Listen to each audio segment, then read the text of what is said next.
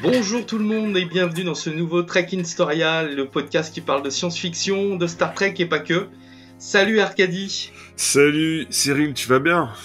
Eh ben je vais très très bien, et toi, quoi de neuf? Eh ben ça se passe, il y a des bonnes choses, du coup c'est cool.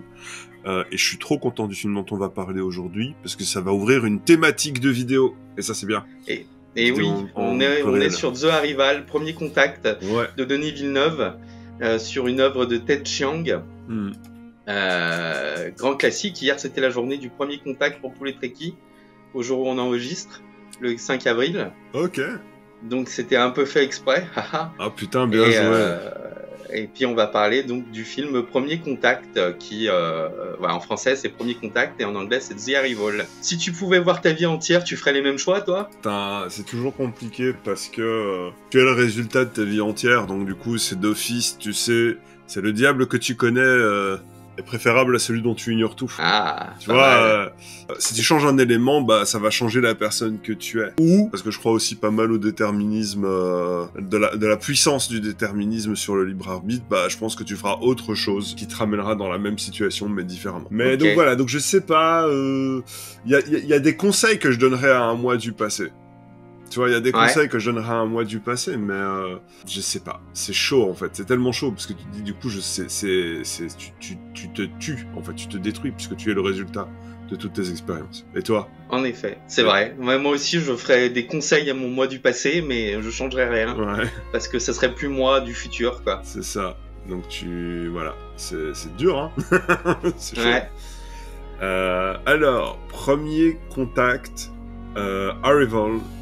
Okay, ça raconte quoi? Ça raconte quoi? Alors je vais lire le synopsis Wikipédia parce que c'est vrai que je me suis rendu compte qu'on lisait jamais on parlait des films comme ça.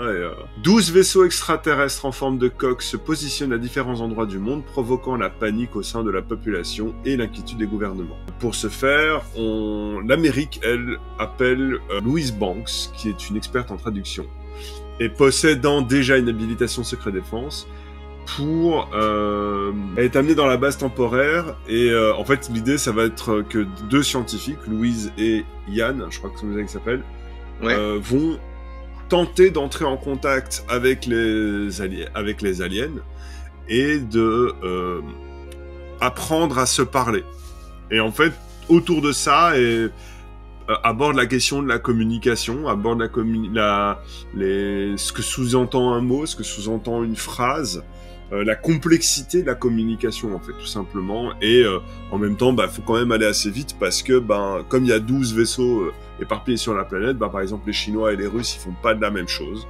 Eux il y a tout un climat extrêmement instable mondial, extrêmement instable, donc on peut pas se permettre de prendre toute notre vie pour réussir à discuter avec eux.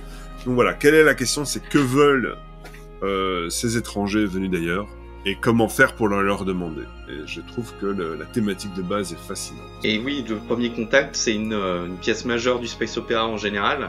Dans tout le space opéra, que ce soit Star Wars, Star Trek, Stargate, on se pose toujours la question de comment est-ce qu'ils arrivent à communiquer avec les autres. Stargate faisait cet effort au début d'avoir besoin du traducteur en la personne d'Annette Jackson, et pour parler aux autres espèces et décrypter le langage, et ça c'est un truc qui s'oublie assez rapidement après dans le space opéra. C'est normal, tout le monde parle anglais, alors que non, s'il y a un premier contact avec les extraterrestres, la première chose qu'on va essayer de savoir c'est qui ils sont et qu'est-ce qu'ils veulent. Et ça elle avait très bien fait Babylon 5 avec les Vorlons et les créatures des ombres, qui posaient la question chacun, qui êtes-vous ou qu'est-ce que vous voulez, pour essayer de déterminer qu'est-ce que tu es, quoi. Est-ce que tu es quelqu'un qui est basé sur le développement personnel et développé sur le développement des autres, ou est-ce que tu es quelqu'un qui a fortiori est plutôt a l'intention dans la conquête et la domination des autres, quoi. Tout à fait. Et d'ailleurs j'ai trouvé que ce film était assez intéressant sur ça, sur cette question, quels sont les premiers mots qu'on essaye de faire deviner, comprendre à une race extraterrestre dont on ne connaît rien, qui est différente de nous, qui n'est pas humanoïde. C'est des ectapodes, donc c'est des créatures à 7 pieds. On peut se rattacher à rien pour communiquer, quoi. Pour ceux qui nous écoutent, nous ne faisons pas des critiques, ce ne sont pas des critiques de film, c'est simplement du blabla sur ce qu'on a kiffé, ce qu'on a moins kiffé. En aucun cas, ça va parler de la véritable qualité intrinsèque de l'œuvre cinématographique, pour parler un peu péteux. Et du coup, on se prive pas de spoiler. Parce que moi, surtout pour un film où justement la linéarité, on s'en branle un peu. Oui. On est obligé de parler on va sauter sur plusieurs aspects du film et tout. Donc, si vous avez pas vu le film, moi je vous conseille vivement d'aller le voir. Ça a été mon premier Denis Villeneuve, déjà. Après Prisoners, mais je savais pas que c'était de lui. Et ça m'avait vraiment marqué, donc je vous invite à aller voir le film. Et sérieusement, surtout si vous avez aimé Dune, vous y trouverez pour moi le proto-Dune. Il fait un peu tout. T'as l'impression que, est-ce qu'il fait ses tests en vue de Dune, ou est-ce qu'il a proposé ça et on a dit c'est lui qu'il faut pour Dune. Ça, c'est clairement, je me pose la question. Je vous conseille la vidéo de Guillaume Cazard sur le sujet, qui est très bonne. Parce qu'entre-temps, il a eu Premier Contact, puis il a eu Blade Runner, et puis il a fait les Dunes. Donc il y a quand même eu Blade Runner. Donc voilà, donc c'est hyper intéressant à voir. C'est un peu une espèce de papier carbone, on pourrait dire ça comme ça. Ouais. De papier carbone de Dune. Celui-là est Blade Runner 2049.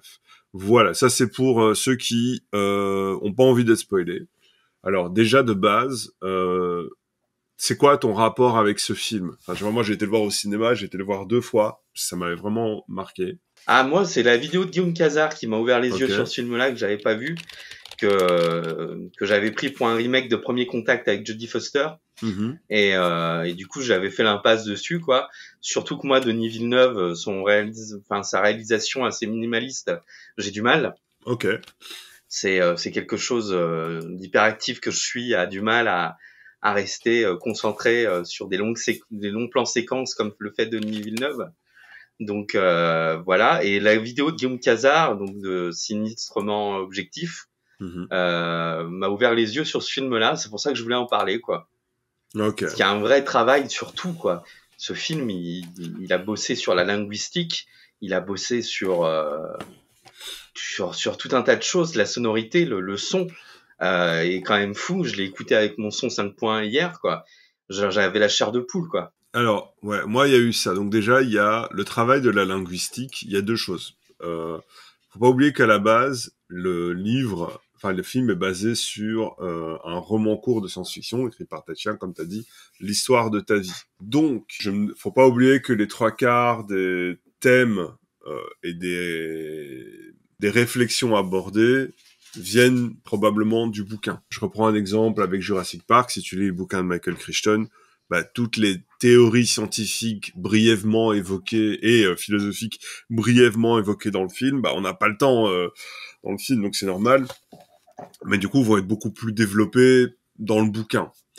Après, effectivement, c'est un film qui est complet. Qu'on aime ou qu'on n'aime pas, il est complet. Pour moi, ça qui m'avait marqué, c'était... je trouve qu'il tient vraiment de la fable. C'est une fable de science-fiction, c'est comme ça que je le vois. Après, je me rappelais plus comment ça se résolvait à la fin de pourquoi les heptapodes étaient venus leur filer un coup de main et dit ouais, mais dans 3000 ans, on aura besoin de vous. Tu fais, ah, ok. Mais t'as un peu ce truc... Désolé, parce qu'en fait, j'avais la fable en tête depuis le début, et puis après, quand il dit non, mais en fait, dans 3000 ans, on va avoir besoin de vous, donc on a besoin que vous alliez à ce niveau-là. Parce que si c'était juste l'histoire de gentils extraterrestres qui venaient apprendre à parler, à communiquer, ça faisait très fable. Tu vois ce que je veux dire? Oui.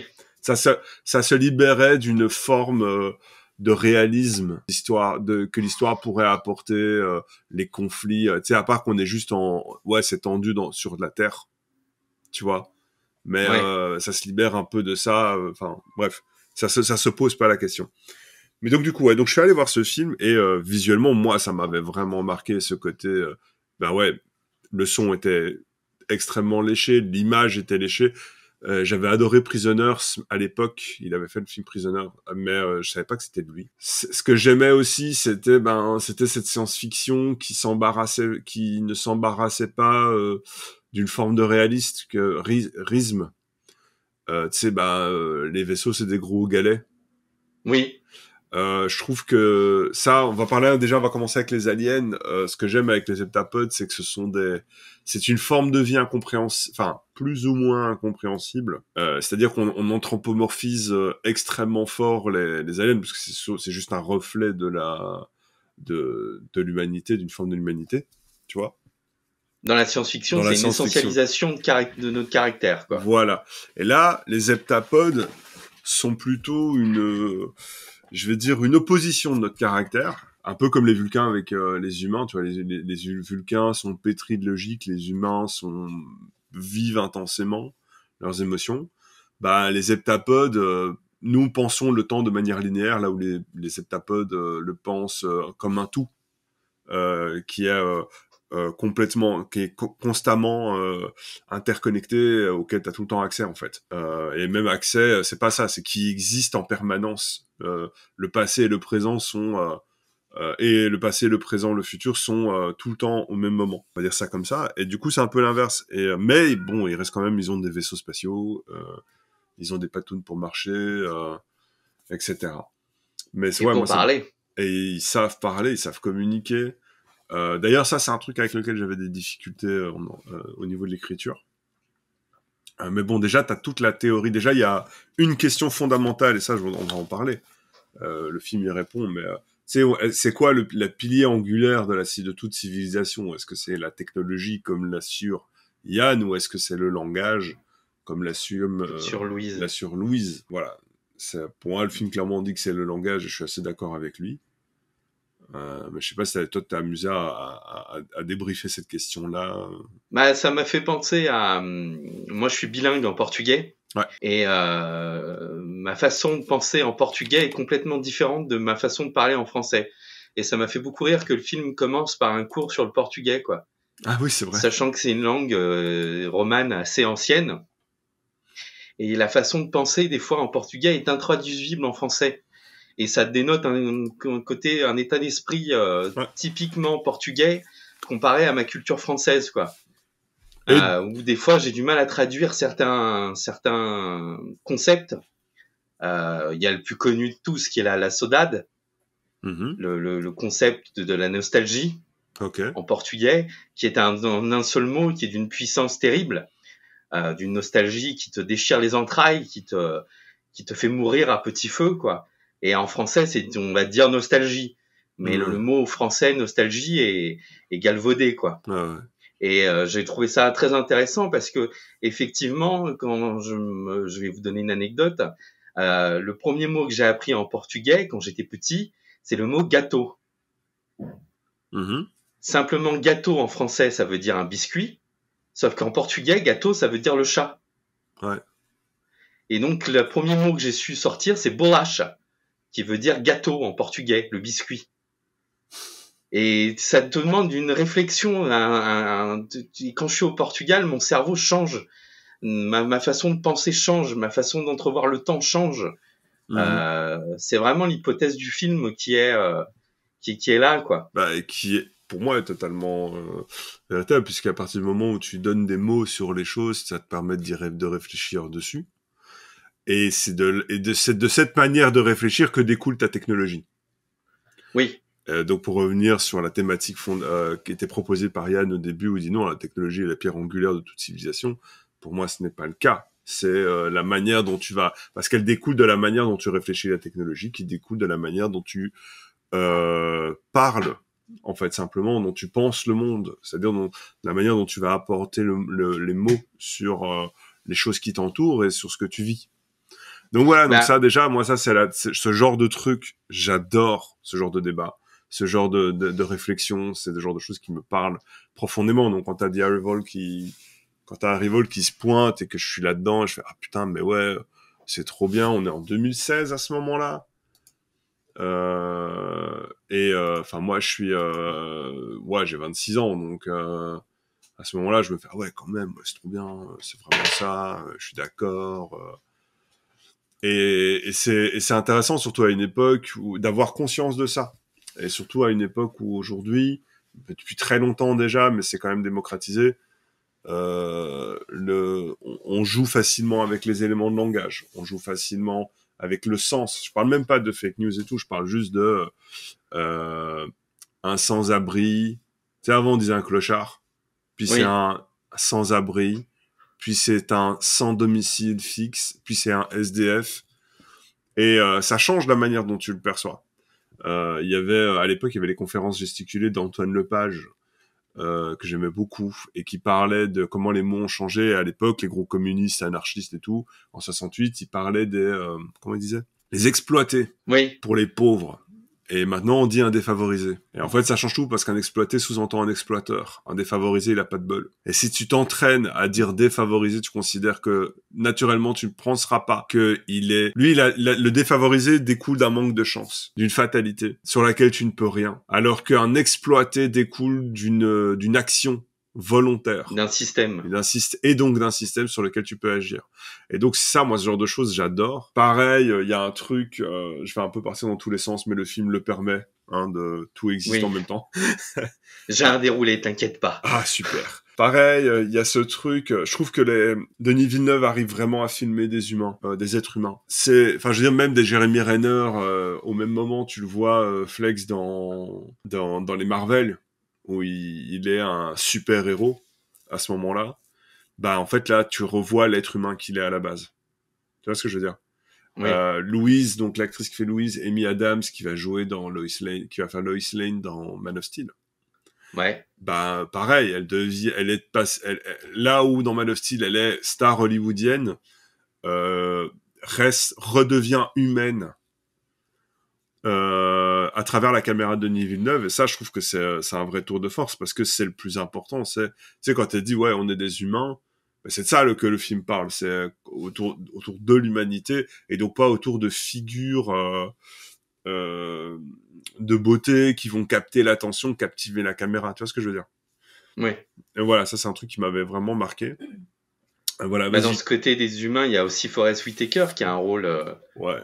Que j'ai eu plaisir à retrouver, il est toujours charismatique, quoi. Tout à fait, et en plus, moi, ça fait partie des trucs que je kiffe, parce qu'il y a un des tropes qui me saoule souvent, c'est ces connards de militaires qui comprennent rien à la science et à la vie. Et là, t'as des militaires qui disent, bon, ok, nous, on a une réalité militaire, on a des questions à poser. Et t'as un gars qui est pas là pour foutre la merde, mais qui est là pour son métier de diriger les situations. Et il doit essayer de comprendre, etc., etc. Et je trouvais ça fait du bien, c'est assez rare. Ça m'a rappelé en un sens, justement, O'Neill dans Stargate. Oui. Où le corps militaire, c'est le corps militaire comme il est censé réagir de manière, je vais dire, neutre, avec ses logiques à lui. Tu vois ce que je veux dire ? Et généralement, les militaires, dans des films scientifiques, c'est souvent des gros bœufs, quoi. Tu vois ce que je veux dire ? Ils sont là pour défendre les intérêts de la nation. Ouais. Après, le côté militaire dans le film est exploité de façon plus ou moins intelligente. C'est-à-dire que les militaires pressent les scientifiques pour savoir ce que veulent les extraterrestres avant les autres, quoi. C'est ça. Mais ce qui est intéressant, c'est que du coup, t'as deux choses. Tu as les militaires, c'est-à-dire Forest Whitaker, les personnes faisant intégralement partie du corps de l'armée qui, à ce moment-là, pour moi, Denis Villeneuve te montre que ce sont des humains qui doivent gérer avec ce qu'ils ont. Et puis, tu as le corps militaire qui est représenté au niveau international avec les Chinois, les Russes, où ça peut péter, en fait. Tu vois ce que je veux dire ? Oui. Ce danger. Mais c'est pas un retournement de situation.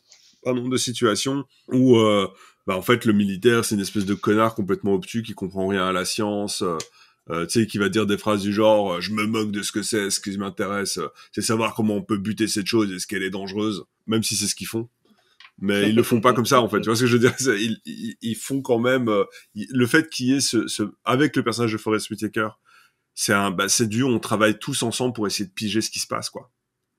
Le film prend son temps. Ouais. Il a des lenteurs là-dessus et il amène via les lenteurs et l'horizontalité des événements qu'il te propose te permet de développer ces arcs narratifs. Mmh. Donc le côté militaire qui sont pas patients, à la différence de Louise qui est là pour apprendre une langue. Ouais. Et donc ça va prendre 1 mois, 2 mois, 3 mois. T'as le général Chen côté chinois qui lui décide de parler avec les extraterrestres en jouant au jeu de Go. Voilà, ce qui est d'une façon aussi une approche différente d'amener un premier contact, quoi. Savoir échanger, mais le film est lent. Mmh. Et il casse les codes des films, et bon, tu me diras, c'est un proto-Dune, hein, tu le disais, quoi. Mais il casse les codes du film hollywoodien intense, ouais. Avec son montage hyper accéléré. Mmh. Tu prends le temps de savourer. tu prends le temps de comprendre ce qui se passe, comme les personnages. Tout à fait. C'est pas pour rien que Louise est presque dans tous les plans du film. On est vraiment du point de vue de Louise tout le temps, qui prend le temps de comprendre ce qui se passe, quoi. Je suis d'accord. Et en plus, il y a un petit truc là, je pose la pierre peut-être pour en parler un peu après. Mais je trouve qu'il y a de la part de Denis Villeneuve un discours méta sur le cinéma. Tu vois, la fenêtre d'interaction avec les heptapodes, c'est un écran de cinéma. Je me demande même si les proportions, c'est pas un 16/9 ou un truc comme ça là, tu vois. Oui, je me suis posé la question aussi, ouais. Et le travail du son est pareil. Le moyen de faire passer cette notion du temps, il ne le fait que de la seule manière que le cinéma, qui est exclusive au cinéma, c'est le découpage, c'est le montage. Les choses apparaissent au même moment, vivent au même. Tu vois ce que je veux dire? Oui. Surtout vers la fin où toute sa vie se mélange, il ne la met pas de manière linéaire, il la met de manière fragmentaire. Et c'est le découpage qui va unifier le tout. Et ça, je trouvais ça assez beau. C'est vraiment ce rapport qu'il a pu insuffler au récit, parce que au final, le cinéma, ça reste de la communication, hein, c'est de la communication d'émotions. Et du coup, d'avoir utilisé le moindre aspect que le cinéma pouvait apporter.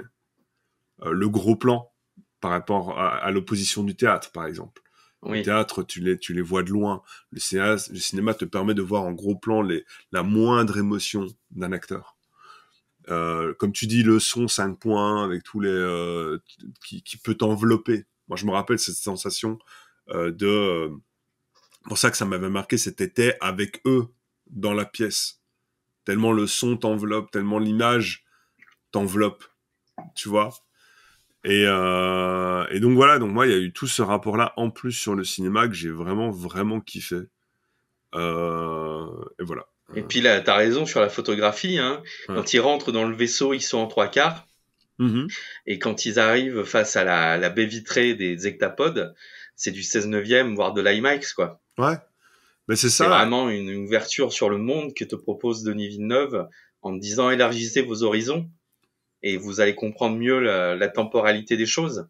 Ouais, et en plus, avec donc toute la réflexion derrière autour de l'écriture des heptapodes, et puis ouais, c'est je sais pas, moi c'est un truc quand je l'ai revu hier, j'ai fait putain, mais en fait ouais, il y a tout un truc sur le cinéma qui est conscient. Moi j'aime bien ça en plus, hein, quand tu sens que le gars il savait ce qu'il faisait et qu'il veut vraiment te faire passer un message. Plutôt que les gars qui te font ah non, je sais pas ce que je voulais dire, le film a son sens, c'est à toi de le trouver. Ok, travaille un peu aussi si tu veux, ce serait bien. Mais non, il y avait ça qui m'avait marqué. Alors il y a un truc par rapport à toute la réflexion qui moi m'a un peu dérangé. C'est en gros toute la question, c'est comment ils communiquent, et ils font une distinction entre l'écriture et le langage, les heptapodes. Et donc, il y a l'analyse du langage. Et ils expliquent qu'à force, ils arrivent à comprendre ce que le langage va signifier, au point de pouvoir créer une espèce d'appli qui va... tu sais, tu choisis tel mot, et ça fait un symbole que les heptapodes peuvent comprendre. Tu vois ? Et là, je trouve qu'il y a un peu de la faiblesse, parce que quand on te propose la richesse de la proposition du langage des heptapodes qui est riche, en fait, après, quand tu vois les sous-titres quand ils parlent, c'est un peu Gaulmont, quoi. Tu vois, Louise fallait faire avancer le film. Ouais, mais en fait, je suis d'accord. Et en fait, je pense pas qu'il y ait d'autres options possibles. Mais cette manière de sous-titrer le vocabulaire avec des phrases extrêmement rudimentaires, ce qui est parfaitement cohérent, hein, t'essaies de parler, tu vas pas commencer à faire des grosses phrases avec quelqu'un alors que c'est difficile d'entrer en contact avec eux. Mais j'ai du mal à imaginer, quand tout ce qu'on propose sur leur écriture, j'ai du mal à imaginer qu'il y a moyen d'entrer dans ce genre de simplification extrême Arcadie, faim, manger, tu vois, et tu fais ah waouh, ok, super, tu vois, c'est ça leur écriture, ça permet ça aussi. alors que ça a l'air aussi complexe que tout le reste. Donc en fait, est-ce que les gars, est-ce qu'ils parlaient de manière néandertalienne depuis le début ou pas, j'en sais rien. Mais du coup, moi, c'est un petit truc qui m'a gêné. Et encore, c'est tu rentres dans un appart qui a été refait, tout est impeccable, et t'as juste dit, ah, vous avez mis blanc cru, je voulais du blanc cassé sur les murs, tu vois. Donc c'est juste du chipotage à mes yeux par rapport à la qualité du film. Bon, et par rapport à d'autres œuvres de SF, tu le verrais comment par rapport à 2001 justement, qui traitait aussi de ce thème du premier contact? Je suis pas fan de 2001. Pareil. Je préfère 2010. Alors, c'est pour ça que je suis dit que ça au début, j'ai dit ouais, ça va ouvrir sur des nouvelles sur des nouvelles vidéos. C'est parce qu'en fait, moi j'aime bien les trucs de premier contact. J'adore Sphère. Oui. J'adore et on va se les faire. Hein. Sphère, Abyss. Contact, tout court, premier contact. Ouais. En termes de premier contact, ce que j'aime, c'est surtout là-dedans, c'est le travail que Denis Villeneuve a apporté pour l'étrangeté. Comme on retrouve dans Sphère, comme on retrouve dans Abyss, qu'on ne retrouve absolument pas, mais c'était normal, c'était le but dans le jour où la Terre s'arrêta. Mais c'est cette étrangeté, et qu'on retrouvera dans Dune plus tard, c'est-à-dire les vaisseaux n'ont pas forcément besoin d'être avec des gros réacteurs et de formes de vaisseaux spatiaux que toi tu comprends en forme de jet, tu vois. Oui, ils sont vaporeux les vaisseaux. C'est ça. Dans Premier Contact. Et ils ont une forme de galet. C'est con, voilà. Mais c'est tellement étrange, tu vois. Même s'il y a plein de choses sur lesquelles toi tu peux te rattacher, comme j'expliquais, le fait que les heptapodes, ben c'est un peu des gros poulpes. Ils ont un langage, donc un peu comme nous. Mais la forme du vaisseau, la forme de l'écriture, la manière dont ils sont filmés, où effectivement une fois de plus c'est un tout. C'est pas juste on va vous montrer l'alien. C'est l'alien existe dans son environnement est régi par certaines lois cinématographiques, le son, le cadrage, l'ambiance lumineuse. C'était vraiment chouette et en fait j'ai pas grand chose à dire de plus, tu vois. C'est un film qui t'invite à la mélancolie, tu vois. Je trouve que moi j'avais fini ça, j'étais mélancolique. Oui, une fois de plus, il y a que le cinéma qui peut t'apporter entre guillemets par le montage en fait simplement. Donc il y a que le cinéma, ce petit jeu où on te perd en fait dans la temporalité. Et ouais, ça je trouvais ça très très fort. J'ai quand même du mal avec le choix que la fille a fait consciemment. Alors je comprends que connaissant sa fille et ayant vécu sa fille, elle décide de garder l'enfant en sachant toutes les épreuves qu'elle va traverser. Mais il y a quand même un autre gars qui était dans le lot et qui aurait peut-être pu être mis au courant au début, quoi. Tu vois ce que je veux dire? Enfin, en gros, le mec, il lui a reproché d'avoir pris cette décision et déjà de pas lui avoir tenu au courant. Et même si on peut dire oui, mais elle lui demande si tu connaissais toute ta vie, tu changerais quelque chose. Et le mec, il dit ouais, je sais pas, je pense que je m'exprimerais un petit peu plus. Mais le gars, il pense pas à je vais trouver l'amour de ma vie, être heureux, être père et voir mon enfant crever, quoi. En sachant qu'il va mourir. Donc j'ai un petit peu du mal avec ça. Mais c'est vrai que le twist, il est assez beau. Et pareil, même le twist avec le général, où pour moi, là, il utilise vraiment toute la force du montage, où, tu sais, quand elle lui parle, il dit, ouais, vous avez donné les derniers mots de ma femme. Et il lui murmure, et comme elle lui murmure en parallèle, elle peut dire les derniers mots de sa femme, alors qu'elle parle pas forcément chinois. Tu vois, tout ça, moi, ça c'est un truc que j'avais trouvé... vachement beau, vachement chouette, quoi. Donc, ça que j'aime bien, c'est qu'elle voit pas le futur, elle voit l'ensemble de son existence. À aucun moment on te parle de l'avenir. À force, moi c'est les heptapodes à force, mais elle est égocentrée, c'est-à-dire autour d'elle. Donc c'est sa vie qu'elle va voir. C'est pas une critique, hein. Donc elle est centrée autour de sa personne. Donc c'est toute sa vie qu'elle va voir. Elle va pas voir les 3 millions dans le futur, l'humanité qui aura accompli des prouesses. Elle voit juste ce qui va lui arriver. Et tout existe en même temps, et après elle commence à et en fait, c'est intéressant parce que tu sais, c'est un personnage qui à la base qui est passif entre guillemets, qui va devenir extrêmement proactive. en termes de développement. C'était au début, bon, elle est compétente, mais elle dépend un peu de ce que les militaires qui imposent le cadre d'action lui disent. Et à force, elle va commencer à prendre de plus en plus de contacts parce qu'elle commence à être à l'aise. Le premier mouvement de rébellion face au système, c'est quand même de retirer la sécurité. Parce que, une fois de plus, c'est ça que c'est intéressant, c'est les militaires sont pas là pour foutre la merde, les militaires sont là pour accorder une sécurité. Un cadre sécuritaire. Et donc, le cadre sécuritaire, c'est la chambre de décontamination, c'est la combi. Et en fait, après, tu la vois devenir de plus en plus proactive, et notamment, ça se voit aussi avec son pouvoir. Où cette capacité, au début, qu'elle commence à subir et qu'elle n'arrive pas à comprendre, il y a un moment, elle va le comprendre, jusqu'à l'exploiter. Jusqu'à savoir l'exploiter, qui est cette espèce de résolution finale, en fait. Où elle prend conscience de ce qui se passe, et du coup, avec la scène avec le général chinois, quoi. Tu vois ? Je trouve d'ailleurs qu'il est, en un sens, plus intéressant que ce que propose Denis Villeneuve avec Dune. Mais faudrait du coup que je revoie Dune à l'aune de ce visionnage. Mais le problème qu'il y a, c'est que toi, t'as lu Dune. Voilà. En gros, de ce que je sais, qu'à chaque fois les gens ils disent, c'est ouais, mais Dune, c'est tellement complexe, c'est tellement riche et machin. Forcément, le cinéma, t'es obligé de faire des coupes, tu vois. T'es obligé de ne pas parler de certaines choses.